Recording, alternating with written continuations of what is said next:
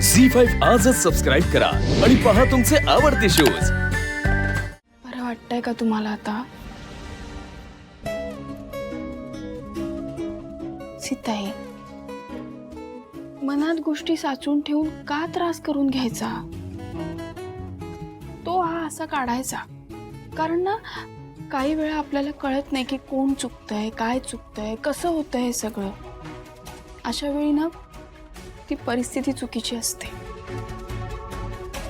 आणि ही वेळ एकदा निघून गेली ना की सगळं नीट होतं।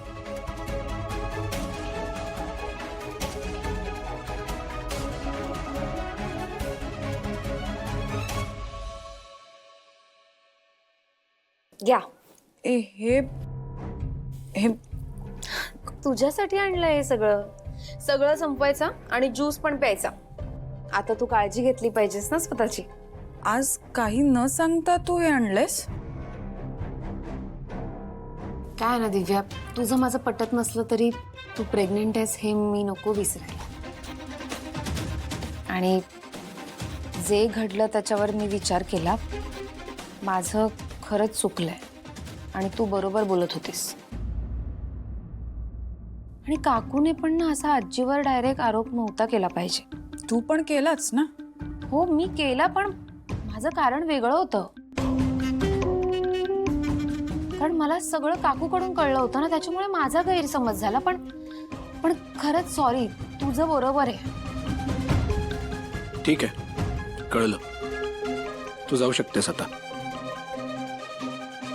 दिव्याला आराम करायचा आहे, सो प्लीज। बरोबर आहे, आराम केलाच पाहिजे दिव्याने। पण दिव्या आता फक्त आराम कर, कुठल्याही वादात पडू नकोस। एवढं नक्कीच आहे, काकूने आजीला असं डायरेक्ट नव्हतंच बोललं पाहिजे।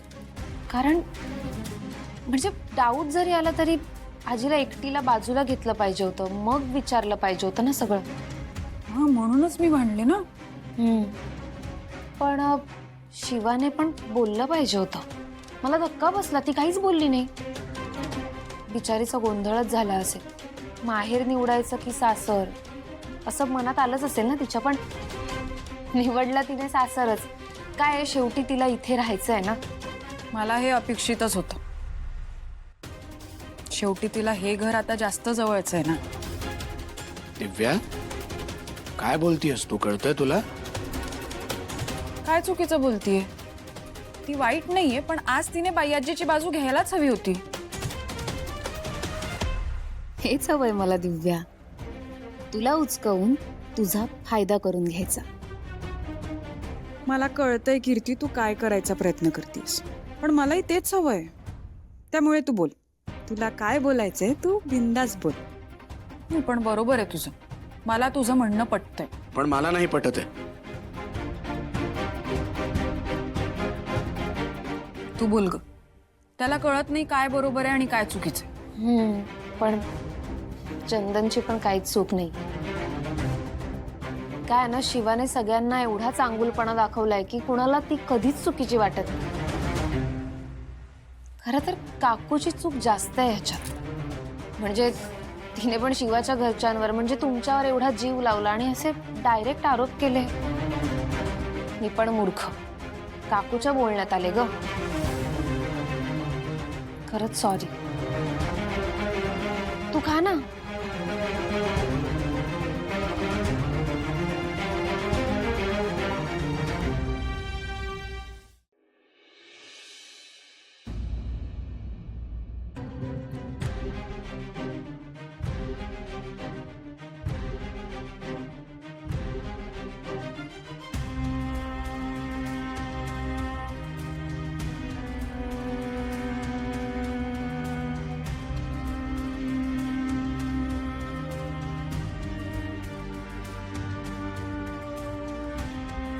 ठीक आहेस ना? हा, मग जाऊ दे, राहू दे। म्हणजे अगं, मला जरा तुझी एक मदत हवी होती, पण तू ठीक नसशील तर राहू दे। नाही, बोल ना, काय झालं? नक्की हां, काय, माझ्या ओळखीची एक व्यक्ती आहे, तिला मोटिवेशनची गरज आहे। आणि तू खूप भारी मोटिवेशन देऊ शकशील असं माझं मत आहे। सो हां ठीक आहे, मी देईन ना. कुठे जायचंय, काय करायचंय? ते सांगतो, पण तू खरंच ठीक आहेस ना? हो अरे, एवढं काय, मी एवढं करू शकते. बोल ना, का कुठे जायचंय? करशील? Okay, all right. ती बघ, ही व्यक्ती आहे, तुला माहितीये का, ही व्यक्ती खूप भारी आहे. हा, एकदम सॉलिड आहे, डॅशिंग आहे, कोणासाठी भिडते, कोणालाही मदत करते, सगळ्यांना सपोर्ट करते. म्हणजे ही इतकी भारी आहे की ही रडणाऱ्याला हसवू शकते, हारलेल्याला जिंकवू शकते, काही करू शकते. पण ना, प्रॉब्लेम असा झालाय की हिच्या घरात काहीतरी घडामोडी घडल्या आहेत आणि त्यामुळे तिचं मॉरलच डाऊन झालंय. तिला एकदम लो वाटतंय. त्यामुळे तिचं मॉरल वाढवण्यासाठी, तिला सपोर्ट करण्यासाठी, तिला धीर देण्यासाठी तुला विचारतोय मी, तू देशील का तिला धीर? कारण तू हे करू शकतेस ना शिवा, तू हे नक्की करू शकतेस. हॅलो, बोल तिच्याशी. तू म्हटलीस ना मला, प्रॉमिस केलंस मला, आता तिच्याशी बोल, तुला मोटिवेट कर. तू करू शकते. एक्झॅक्टली. आणि तिला सांग, तू अशी नाहीयेस. नाहीयेस तू अशी. आणि तिला हे पण सांग की तुझ्या पप्पांनी तुला काय शिकवलंय. काय म्हणायचे तुझे पप्पा?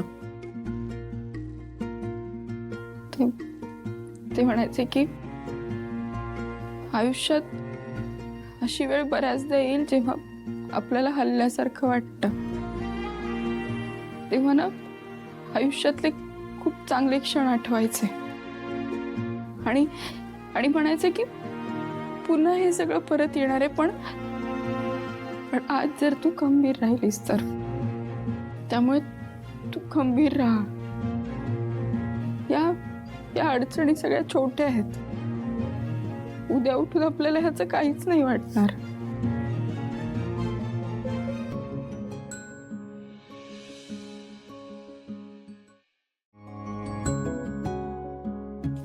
बघ, आला ना धीर? अशी मला नाही कळते काही. सगळं मी हरले आश्वासच वाटतंय. मी घरच्यांना काय समजवू? आजीने का विकली असेल जमीन, मला सांग. तिला नाही आहे का माझ्यावर विश्वास? मी करू शकेन असं नाही वाटत का तिला? ही सगळी वेळ माझ्यामुळे आली का आशू? नाही, ऐक, तू आधी मोकळी हो, फ्री हो. तुझ्या मनात जी गिल्ट आहे ना, त्याची काहीच गरज नाहीये. हे जे काही सगळं होतंय त्याला तू जबाबदारच नाहीये शिवा. हारून कसं चालेल? आणि हा, स्ट्रॉंग आहेस तू, शिवा आहेस तू. हे बघ, तू धीराने उभी राहा आणि बाकीच्यांना उभं कर. मी आहे ना तुझ्या पाठीशी. इतके दिवस तू एकटी लढलीस, पण आता तू एकटी नाही आहेस का एकटी? नाही, मी तुझ्या पावलावर पाऊल ठेवून उभा आहे. अरे तू भीड ना बिंदास, मी तुझ्या पाठीशी उभा आहे, कळलं?